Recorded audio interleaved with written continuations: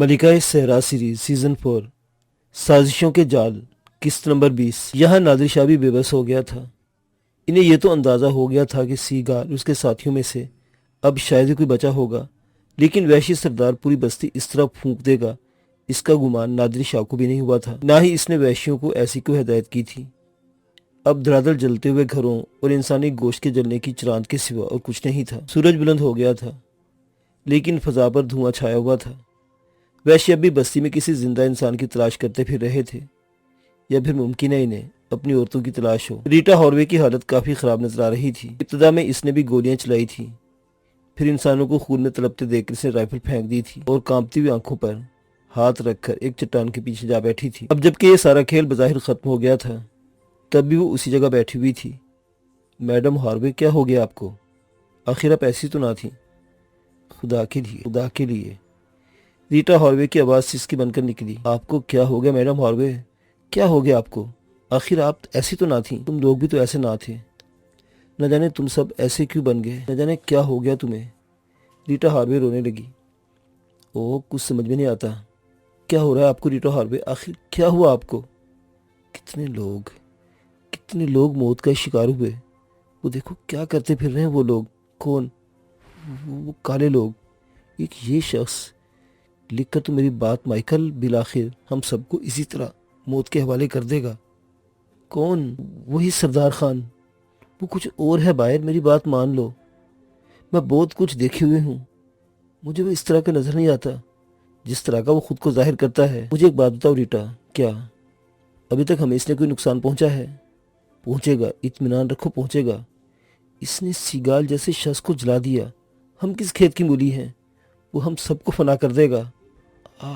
وہ نہ جانے کیا ہے۔ ہم میں سے کوئی آپ کی بات ماننے کے لیے تیار نہیں ریٹا، اور اگر ایسی کوئی صورتحال پیش آئی تو ہم نے بھی چوڑیاں نہیں پہن رکھی۔ ایک کام کرو، ہاں بولو، مجھے یہاں سے کہیں فاصلے پر پہنچا دو۔ گوشت کے جلنے کی بو مجھے پاگل کیے دے رہی ہے۔ یہ مناسب ہوگا، باہر نے کہا۔ پھر وہاں سے ہٹ کر شمسا کے پاس آ گیا۔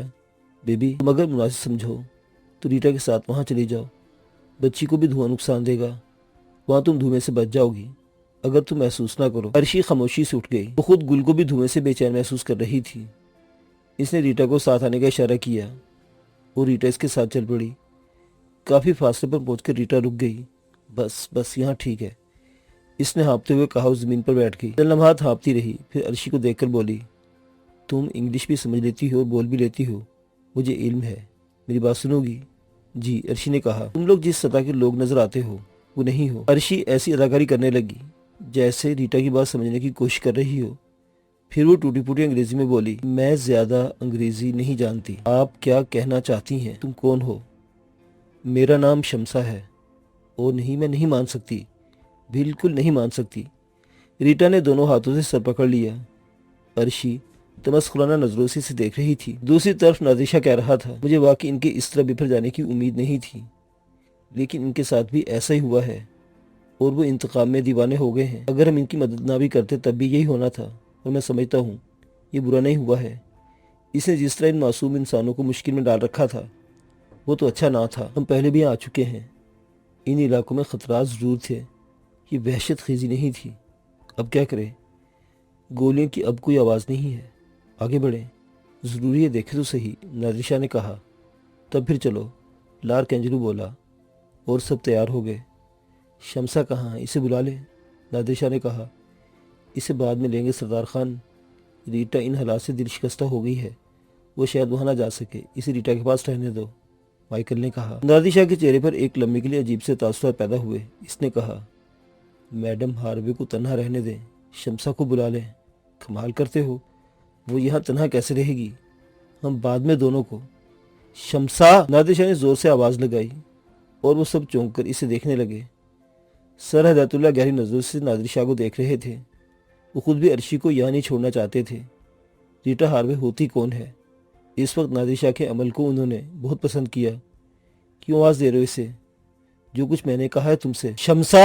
اس بار نادر شاہ نے اور زور سے عرشی کو پکارا، اور عرشی گل کو کندھے سے لگائے آتی نظر آئی۔ کیسا انسان ہے یہ؟ مائیکل باہر نے کہا۔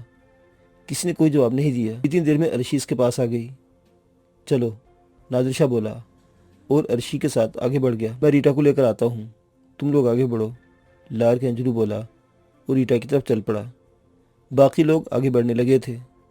مائیکل بائر نے قبر مہتابلی سے کہا، کیا یہ شخص ہمارے احکامات ماننے کا پابند نہیں ہے؟ کس حیثیت سے مسٹر بائر؟ مہتابلی مسکرا کر بولا، ہمارے درمیان اس کی کیا حیثیت ہے؟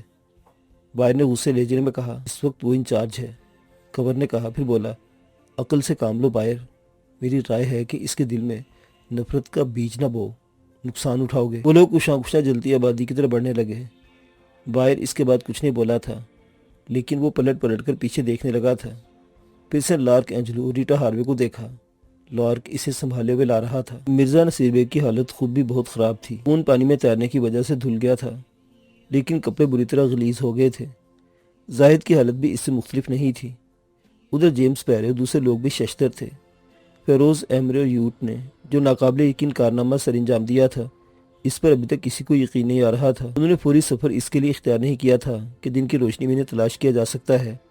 بہتر یہی تھا کہ یہاں چھپ کر کچھ وقت گزارا جائے، یہ انتظار کر لیا جائے کہ ان کی تلاش سے تھک جائیں، اس کے بعد یہاں سے آگے بڑھا جائے۔ جیمز پہلے اس بات سے متفق تھا کہ ان لڑکیوں کو لا کر انسانیت کا ثبوت دیا گیا ہے اور ان معصوم لڑکیوں کو وہاں چھوڑا بھی نہیں جانا چاہیے تھا، لیکن اب یہ سوال انہیں پریشان کر رہا تھا کہ انہیں کہاں پہنچایا جائے۔ بہرحال پہلے تو صبح کا انتظار کر لیا جائے، حالات دیکھے جائیں، اس کے بعد آگے کے بارے میں فیصلہ کیا جائے۔ غار میں لڑکیاں سہمی ہوئی بیٹھی تھیں۔ ان معصوموں کو یہ باور کرانا مشکل تھا کہ وہ اب دوستوں میں ہیں یا دشمنوں میں۔ مارٹن نے یوٹ سے کہا، یوٹ، تم ان کی زبان جانتے ہو، ان سے بات کرو، ان کے بارے میں تفصیل معلوم کرو۔ جیمز پیرے نے کہا، میں نے ان سے ان کے بارے میں معلوم کر لیا ہے۔ آپ نے گومی سینا کو نہیں دیکھا، لاشا کو نہیں دیکھا، یہ انہی کی بستی کی لڑکی ہیں، صرف چند ایسی ہیں جنہیں کہیں اور سے لایا گیا ہے۔ وہ پھر تو یہ بے سہارا ہوئی۔ جیمز پیرے پریشانی سے بولا، ہم ان کے لیے کیا کر سکتے ہیں مسٹر پیرے؟ مارٹن نے کہا، صرف دعا، یا پھر گومی سینا بہتر مشورہ دے سکتی ہے۔ ہاں، گومی سے بات کی جائے۔ بوڑھی گومی دوسرے غار میں علاشا کو سینے سے لگائے بیٹھی تھی۔ حسین لڑکی معصوم بچے کی طرح اس سے چمٹی سہمی بیٹھی تھی۔ ایک عجیب حسن تھا، ایک عجیب چہرہ جو دیکھنے والے کو اپنی طرف کھینچتا تھا۔ بچوں جیسی معصومیت تھی اس لڑکی کے اندر۔ فیروز جیمز پیرے کے ساتھ اندر آیا۔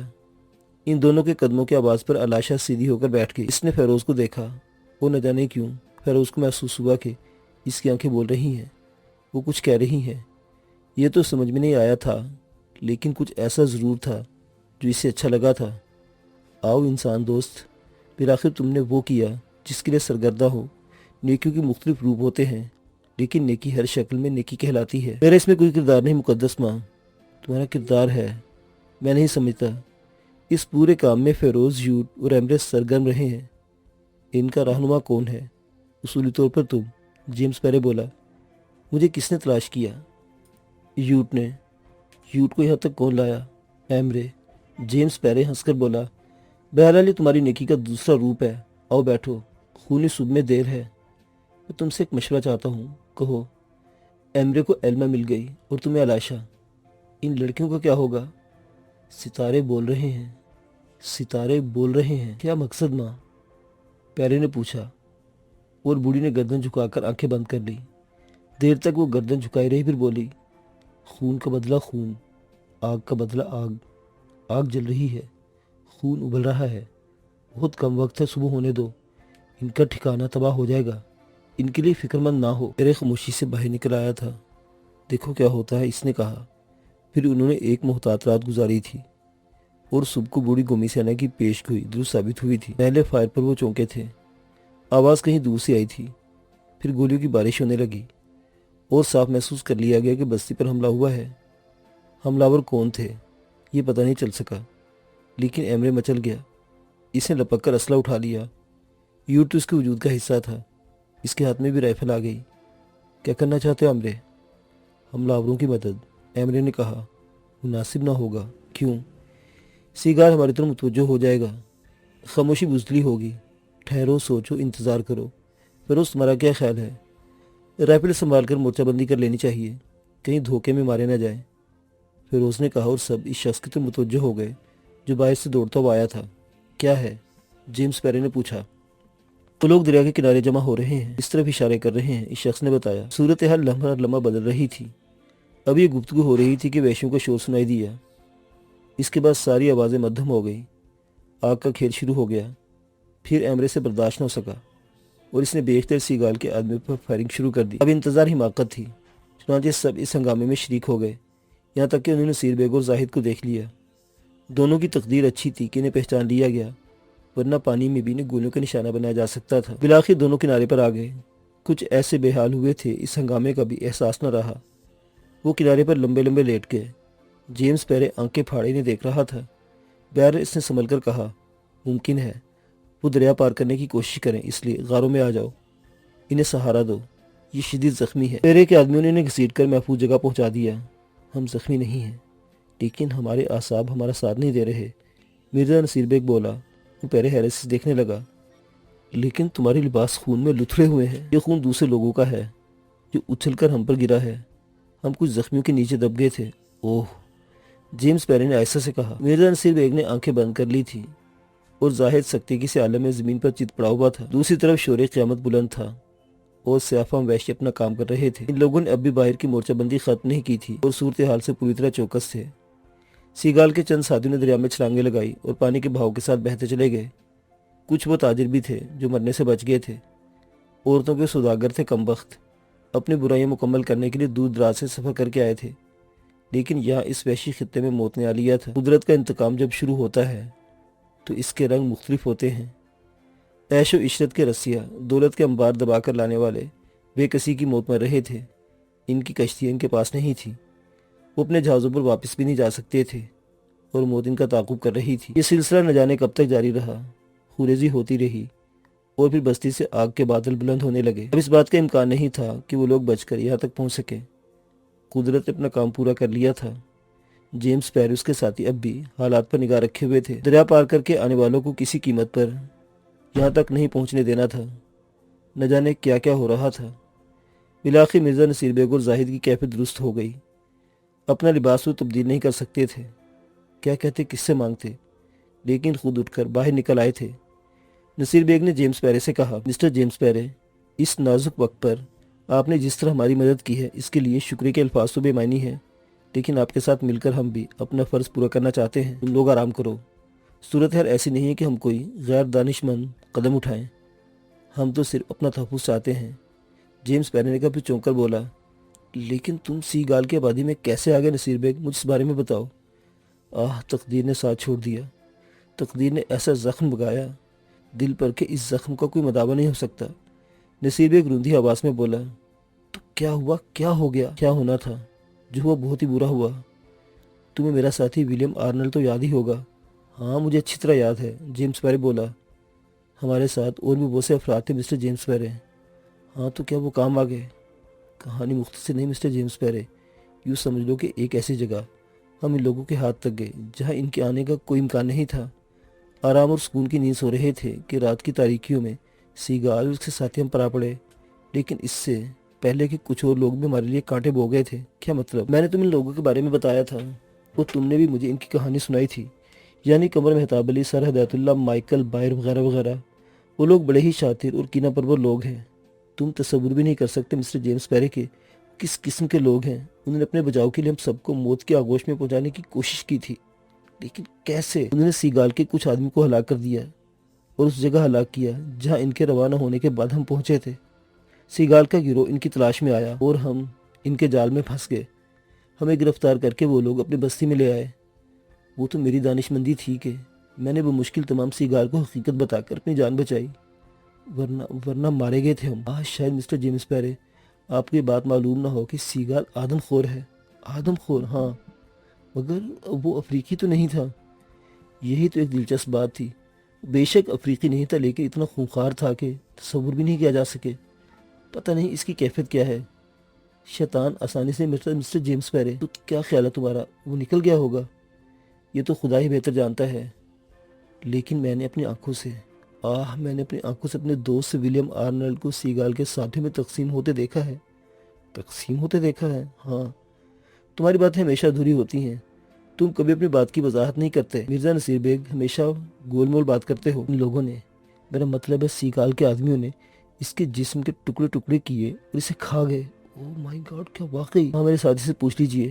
پھر ویسے بھی ہمیں جھوٹ بولنے کی کوئی ضرورت نہیں مسٹر جیمز پیرے، محسنوں کے سامنے جھوٹ نہیں بولا جاتا، دیکھو کیا نتیجہ نکلتا ہے۔ ویسے ڈیر مارٹن، مسٹر ایمرے وغیرہ، تم لوگوں کو پوری طرح چوکس رہنا چاہیے۔ کون جانے کس کا کیا بگڑے اور کیا نہ بگڑے۔ ہو سکتا ہے سیگال دریا پار کر کے اس طرف آنے کی کوشش کرے۔ ایسی صورت میں اگر اس نے ہمیں پا لیا تو ہمیں کبھی زندہ نہیں چھوڑے گا۔ آپ مطمئن رہیں، دریا جس نے بھی اس علاقے میں پار کیا وہ زندہ نہیں بچے گا۔ ہاں، اگر فاصلے پر جا کر وہ لوگ دریا عبور کرنے کی کوشش کریں اور ہماری نگاہوں سے نہ آ سکے تو ہم کچھ نہیں کہہ سکیں گے اور کچھ نہیں کر سکیں گے۔ دن گزرتا رہا، دھوئیں کے بادل فضا میں بلند ہوتے رہے۔ آگ نے ایک ایک چیز کو اپنی لپیٹ میں لے لیا تھا اور وحشیوں کی بھاگ دوڑ سنائی دے رہی تھی۔ جیمس پیرو بقیہ افراد اب دن کی روشنی میں ان سیاہفام وحشیوں کو دیکھ سکتے تھے۔ پھر گومی سیان اپنے غار سے باہر نکل آئی۔ علاشا اس وقت اس کے ساتھ تھی۔ علاشا اور گومی سیانہ کو دیکھ کر مرزا نصیر بیگ کے چہرے پر مردنی سی پھیل گئی۔ کم از کم علاشا کو وہ پہچانتا اور علاشا اسے۔ لیکن معصوم لڑکی نے مرزا نصیر بیگ کے بارے میں ایک بات نہ کہی۔ البتہ مرزا نصیر بیگ تعجب سے بولا، یہ لڑکی تو ادھر پنجرے میں تھی۔ ہاں، تمام لڑکیوں کو اس قید سے آزاد کرا لیا گیا ہے۔ کیا؟ مرزا نصیر بیگ کا منہ حیرت سے کھل گیا۔ زاہد بھی حیران رہ گیا۔ ہاں، وہ مظلوم لڑکے جنہیں ان تاجروں کے ہاتھوں فروخت کیا جانا تھا اب ہماری تحویل میں ہیں اور ان غاروں میں ہیں۔ ناممکن مسٹر نصیر بیگ۔ نہیں سر، میرا یہ مطلب نہیں تھا۔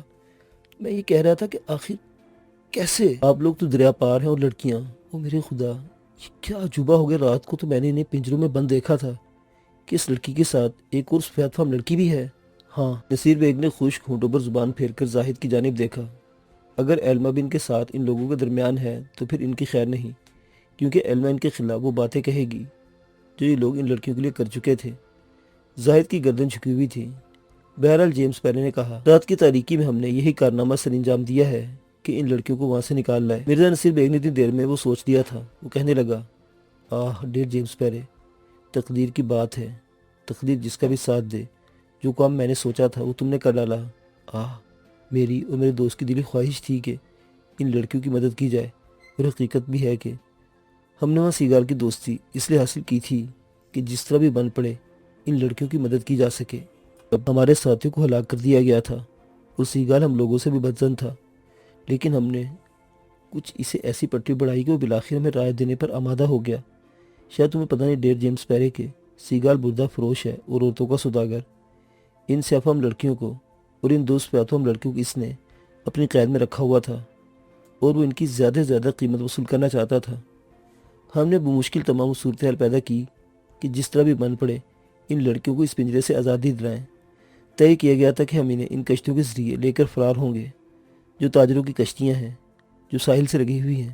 لیکن کیا کرتے، ان کم وقت نے ہمیں اس طرح اپنی نگرانی میں رکھا تھا کہ ہم بتا نہیں سکتے، اور چونکہ ہم ان لڑکیوں کی ہم زبان تھے، یعنی کم از کم انگریزی اس انداز میں بول سکتے تھے کہ ان کی سمجھ میں آ جائے، اور پھر انہیں یہ بھی معلوم تھا کہ ہم ان میں سے نہیں ہیں۔ چنانچہ سیگال نے ہماری ذمہ داری لگائی کہ لڑکیوں سے کہیں کہ وہ بناؤ سنگھار کریں اور تاجروں کے ساتھ اچھا سلوک کریں تاکہ ان کی بہتر قیمت حاصل ہو جائے۔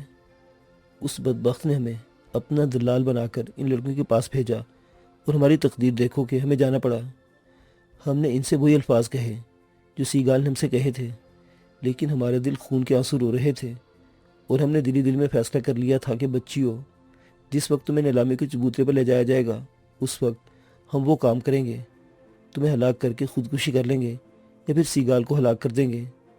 میں نے، میرے دوست زاہد نے یہ آخری فیصلہ کر لیا تھا کہ ہم ان پر زندگی نچھاور کر دیں گے۔ جیمس پیرے کے چہرے پر ہمدردی کے آثار نمودار ہوئے اور وہ نصیر بیگ کی اس بات سے متاثر ہوا۔ اس نے آہستہ سے کہا، جو لوگ نیک کام کا تصور بھی کر لیتے ہیں، نیکیاں ان کا مقدر بن جاتی ہیں۔ آپ لوگوں نے خلوص دل سے ان کے بارے میں یہ بات سوچی تھی تو آپ نے اپنا فرض تو پورا کر لیا۔ دوسری بات یہ ہے کہ قدرت نے اس ذمہ داری کو ہمارے سپرد کیا تھا اور ہم نے اسے بحسن و خوبی نبھایا۔ مقصد تو ایک ہی تھا۔ میں کیا بتاؤں آپ کو مسٹر جیمس پیرے، میں بہت نرم دل انسان ہوں، زندگی میں کبھی کسی کا دکھ نہیں دیکھ سکا، بس ان لڑکیوں کو دیکھ کر دل خون کے آنسو روتا تھا۔ اس کی گواہی میرا دوست زاہد دے گا۔ ہاں کیوں نہیں، بالکل بالکل۔ بہرحال وقت گزرتا رہا، دھواں اب آہستہ آہستہ کم ہوتا جا رہا تھا، وحشی یکجا ہونے لگے تھے۔ پھر دریا کے کنارے کچھ اور لوگوں کو دیکھا گیا۔ یہ لوگ اپنی جگہ محفوظ پوزیشن لیے ہوئے تھے، لیکن جو لوگ انہیں نظر آئے وہ ان کے لیے ناقابل یقین تھے۔ جیمس پیرے کے منہ سے بے اختیار نکلا، اوہ میرے خدا، یہ تو وہی لوگ ہیں۔ کون؟ دوسری طرف رک کیے بیٹھے نصیر بیگ نے پوچھا۔ قمر مہتاب علی، سر ہدایت اللہ اور ان کے ساتھی، جیمز پیرے نے جواب دیا، اور نصیر بیگ کے بدن کا خون ایک بار پھر خشک ہو گیا۔ اس نے متوحش نگاہوں سے زاہد کی صورت دیکھی، پھر اپنی جگہ سے اٹھا اور چٹانوں کی آڑ میں رک کر ادھر دیکھنے لگا۔ پورا گروہ تھا، سارے کے سارے دریا کے کنارے کھڑے ہوئے تھے۔ مرزا نصیر بیگ کو چکر آ گئے۔